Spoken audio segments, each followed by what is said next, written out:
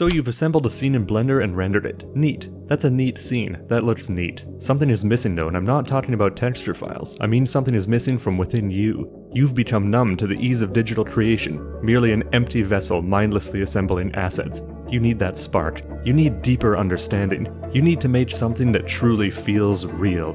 You need a challenge. Start with a dark box. Put a tiny hole in one side and a white screen on the opposite side. Position the Blender camera so it's facing the screen, and there, you've created a pinhole camera. It's super dark and noisy, so increase the samples, increase the exposure, and while you're at it, flip the image. Now we're getting somewhere. Add more samples. All of the samples. There, you've created an image with a pinhole camera. Notice that at super high sample values, the denoiser starts to hallucinate detail where there is none.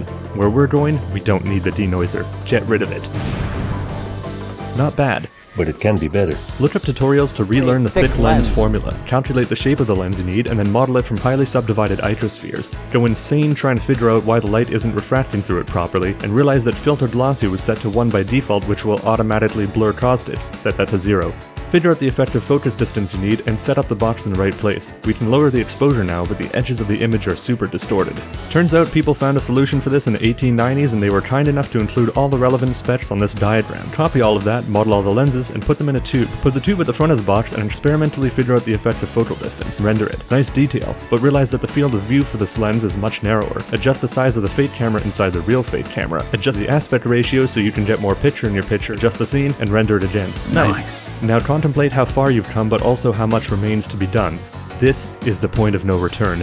Do not look back as any semblance of reason is stripped away, replaced with a need for more. Create a new glass shader which continuously filters different colors of light at different angles, accounting for the non-linear nature of the relationship and calibrating it carefully. Tell yourself that the noisy result is okay because you'll just render it with a lot more samples later. Simulate an imperfect lens by mixing in a small amount of rough refraction. This results in the natural bloom effect coming entirely from the lens glass itself. Use a principled BSDF shader to allow for some reflection as well. Set up 3 render layers, each with different filters to simulate the 3 emulsion layers in film. Calibrate the color spectrum filters so they're not giving you negative colors or overlapping too much, and combine the 3 render layers in the compositor.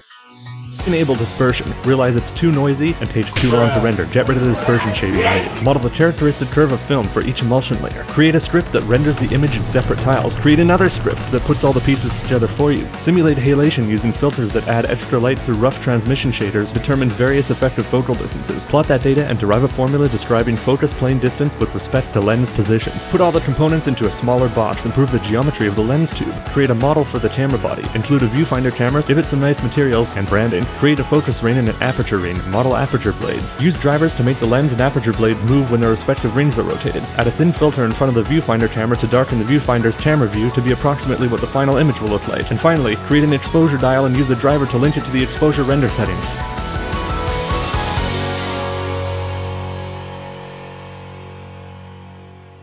Now, you can increase the resolution, increase the number of samples, and all that's left is for you to go render some virtual photographs.